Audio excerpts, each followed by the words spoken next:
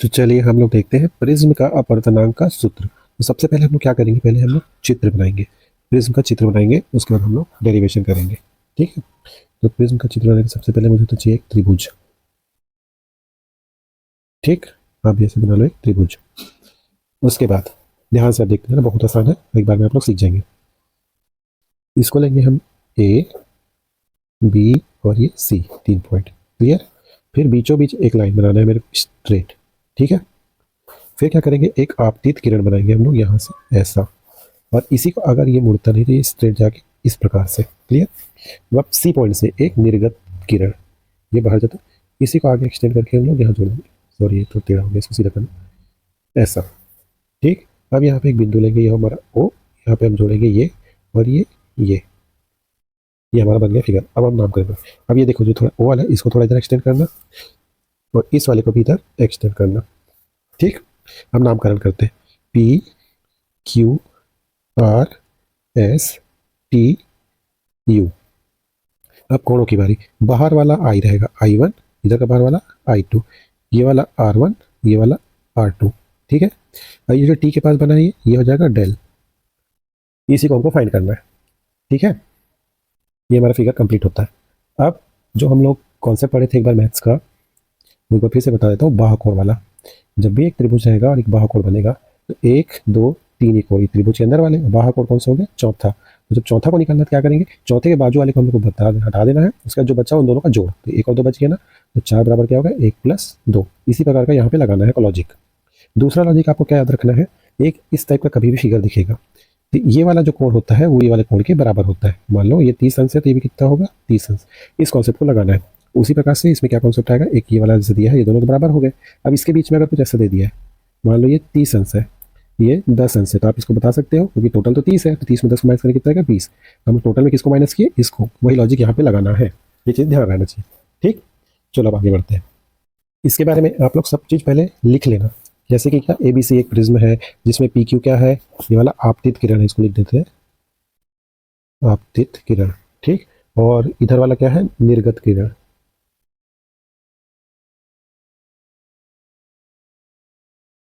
निर्गत, ये निर्गत किरण। तो आप इसको ऐसे लिखेंगे, ABC प्रिज्म, PQ आपतित किरण, RS निर्गत किरण, क्योंकि हमें ये पूरा फिगर एक्सप्लेन करना रहता है। इसमें फिर क्या है, जो कोण बने हैं उनको बताना है आपको। आई कोण क्या है, आई कोण है, एक तो है आपतन कोण, लिख देता हूँ चलो उसको भी। हमारा I1 क्या हो गया, आपतन कोण। I2 क्या हो गया, I2 है निर्गत कोण, क्योंकि बाहर जाते हुए।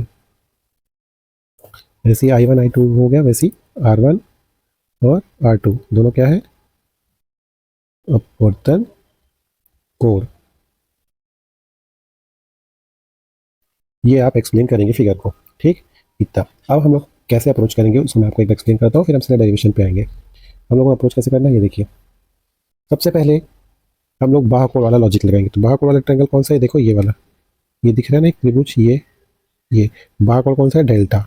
इस डेल्टा को निकालेंगे तो उसके लिए मेरे को ये कोण और ये कोण चाहिए। तो ये कोण कहाँ से आएगा, इस लॉजिक से, ये वाला कोण और ये वाला कोण बराबर होता है, ये कोण ये कोण बराबर होता है। तो ये देखो, ये पूरा I1 है तो ये भी पूरा I1 होगा, ये वाला R1 है, तो बच्चा क्या हो गया, I1 - R1।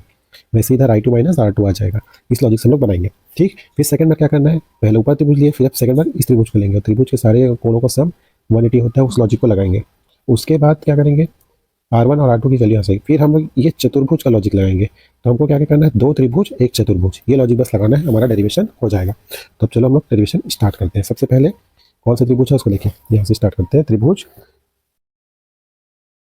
त्रिभुज कौन सा, देखो नाम देखो, QTR, त्रिभुज QTR। ठीक है, QTR में इसको पहले निकालेंगे। बाहुकोण कौन सा है, बाहुकोण है डेल्टा। ये किसके बराबर हो जाएगा, सीधा आप लिखना I1 - R1 plus I2 - R2। इसी को लिखेंगे डेल बराबर I1 + I2 - R1 + R2। ये इक्वेशन नंबर 1। सीधा पूरा इसका तामझाम नहीं करेंगे, हम सीधा एग्जाम में जैसे बनाना है उस टाइप से बना लें। तो क्यू टी आर में सबसे पहले क्या करेंगे, बाह को डेल्टा बराबर I1 minus R1 plus I2 minus R2। आई वाले को एक साथ लिखेंगे, आर वाले को एक साथ लिखेंगे, ठीक है। पहला त्रिभुज खत्म। अब मेरे को दूसरा त्रिभुज लेना। दूसरा त्रिभुज कौन सा है, देखो दूसरा त्रिभुज कौन सा है, ये वाला, ये दिख रहा है ना, क्यू ओ आर। तो इसको लेंगे, यहाँ पे लिखते हैं हम त्रिभुज क्यू ओ आर में क्या पता है, सभी कोणों का योग कितना होता है, 180 अंश के बराबर। इसमें क्या क्या कोण है, देखो इसमें कोण क्या क्या है, इसको पहले देखते हैं। एक है मेरा ये R1 R2 और ये वाला कोण, ये तीनों का योग कितना है, 180। इससे मेरे को O का मान मिलेगा, ठीक है। इसी को लिखते हैं यहाँ पे, क्या लिखेंगे हम लोग, सीधा लिखिए, यहाँ पे आ जाएगा R1 plus R2 plus angle O बराबर 180 अंश। तो यहाँ से एंगल O मिल जाएगा कितना, 180 माइनस R1 प्लस R2, ठीक है। ये समीकरण 2 आ गया। मैं दो त्रिभुज यूज कर लिया, अब मैं चतुर्भुज यूज करूंगा, ठीक है। तब यहाँ पे लिखते हैं हम चतुर्भुज। चतुर्भुज कौन सा है, देखो इसका नाम देखते हैं, चतुर्भुज कौन सा है, देखिए चतुर्भुज ये वाला AQOR, ये दिख रहा है ना, ये वाला, ये। इसमें एक चीज़ और गौर करना, ये हमेशा 90 अंश होता है, ये हमेशा 90 अंश होता है चतुर्भुज में। वो यहाँ से मिल गया, हमको यहाँ से A निकालना है, तो अब उसको लिखते हैं। चतुर्भुज क्या था, AQOR में सारे कोणों का योग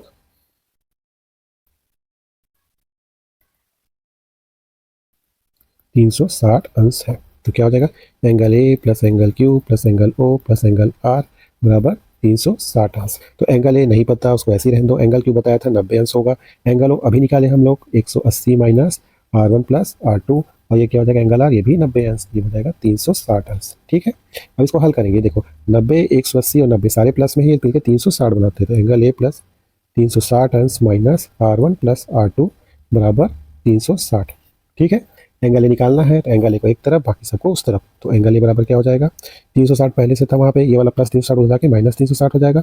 ये माइनस R1 प्लस R2 है, उधर जाके प्लस R1 प्लस R2 हो जाएगा, ठीक। ये दोनों गया, तो एंगल ए क्या हो जाएगा, R1 प्लस R2। इसी को हम लोग लिखेंगे ए बराबर R1 प्लस R2। क्लियर, यहाँ तक आ गया। अब यहाँ तक आने के बाद हम लोग को कुछ कुछ एजम्पशन बनाने हैं। एजम्पशन क्या, सबसे पहले न्यूनतम विचलन की स्थिति में क्या हो जाता है, R1 बराबर R2 बराबर R। इसी को यहाँ पे रख दो, ए बराबर क्या हो जाएगा, R प्लस R, मतलब ए बराबर 2R। यहाँ से मेरे को R का मान मिलेगा, R का मान क्या मिलेगा, R बराबर A/2, ठीक। R मिल गया। अब इसी प्रकार से मेरे को I निकालना है, तो क्या करेंगे, पुनः न्यूनतम विचलन की स्थिति में क्या होगा, I1 बराबर I2 बराबर I। तो हमारे पास एक समीकरण आया था ऊपर, देखिए सबसे समीकरण 1, यहाँ से शुरू करेंगे, ठीक है।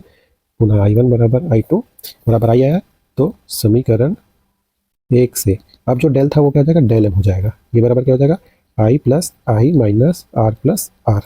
तो डेल एम कितना आ जाएगा, ये 2I माइनस 2R। अब 2R का वैल्यू अभी जस्ट आया था, ये देख रहे हो 2R, इसी को यहाँ पे रख देंगे। तो इससे क्या आ जाएगा, डेल एम बराबर 2I माइनस ए। मेरे को I चाहिए, तो मैं I को एक तरफ रखूंगा, बाकी सबको फेंक दूंगा। तो 2I बराबर क्या हो जाएगा, डेल एम, ये माइनस ए है तो उधर जाकर प्लस ए हो जाएगा।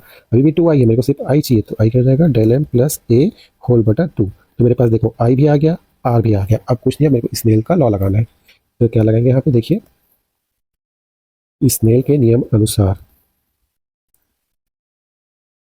नियम अनुसार म्यू बराबर क्या होता है, साइन आई बटा साइन आर। बस मान रख दो, तो म्यू बराबर क्या हो जाएगा, साइन आई क्या आया था, डेल एम प्लस ए बटा 2, नीचे क्या आ जाएगा, साइन आर क्या आया था, ए बटा 2। यही तो मेरा डेरिवेशन है, ठीक है। यहाँ तक आपको करना है बस। ये आपका प्रिज्म का अपवर्तनांक का सूत्र आ गया, ठीक। क्विक रिवीजन करते हैं, कैसे करेंगे तो बता देता हूँ। सबसे पहले आप बनाएंगे चित्र, दूसरा स्टार्ट करेंगे बाह कोण से, डेल्टा वाले से। डेल्टा वाले से क्या आएगा आपके पास, I1 plus I2 minus R1 plus R2। तीसरा क्या करेंगे, त्रिभुज लेंगे। ये पहले त्रिभुज से आया है ना, तो दूसरा त्रिभुज कौन सा वाला, बीच वाला, ये कौन सा था वो, QOR। इससे क्या आ जाएगा, 180 degree minus R1 plus R2, इसके बराबर एंगल O का मान। उसके चौथा क्या लेंगे, चतुर्भुज AQOR। इससे क्या आ जाएगा, A बराबर R1 प्लस R2। अब क्या करेंगे, न्यूनतम विचलन की स्थिति में, न्यूनतम विचलन में क्या होगा, R1 बराबर R2 बराबर R। इससे A बराबर 2R आ जाएगा, और ए बटा 2 बराबर आर, ये वैल्यू आएगी। फिर से अब I1 बराबर I2 बराबर I करेंगे और समीकरण 1 को यूज़ करेंगे। इससे हमारे को क्या मिलेगा, डेल एम बराबर 2I माइनस 2R। यहाँ से डेल एम बराबर क्या आएगा, 2I माइनस ए।